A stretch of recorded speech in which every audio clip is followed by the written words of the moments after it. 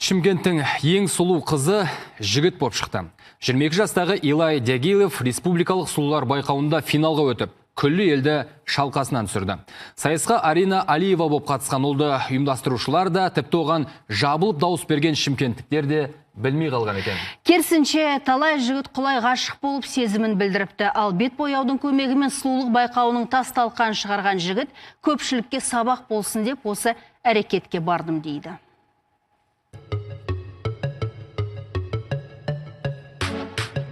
Қазақстан аруы атана жаздаған міне осы жігіт. Илай Дягилев бетін әрлеп жасанды шаш киіп байқауға әдейі қатысыпты. Ал оған түрткі болған қыздардың өздері екен. Бойжеткендердің өз сұлулығын ысырып қойып, бетіне 5 қабат бояу жағып жүруі жігіттің әбден жанына батқан. Қазіргі біздің қыздар, олар магазинге шыққанша, дүкенге шыққанша, олар бояна бастайды. Олар бояусыз шықпайды ешқайда. Біз ұмыта бастаймыз олардан сұлулығын қандай олар болады өмірінде. Мен пікірімше ол табиғи әдемілігін көрсету керек.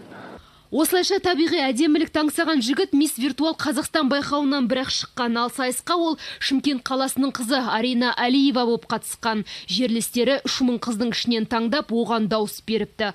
Сайыстың өзі әлеуметтік желіде өткендіктен оның болмысын ешкім байқамаған. Керісінше жігіттер шетінен құлай ғашық боп, маған тұрмысқа шық деген 400-ден астам хат жолдаған екен. Мен сені сүйемін, ол сен богинясың деп оны көп адамдар қабылдады. Ол өте өкінішті.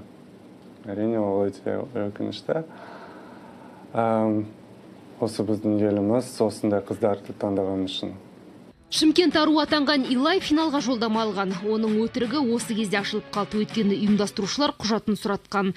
Байқауларының сұлулық емес, боянғандардың бәйгесі болып шыққан білген бойда жігітті шығарып жіберіп, титулды басқа қызға бере салды.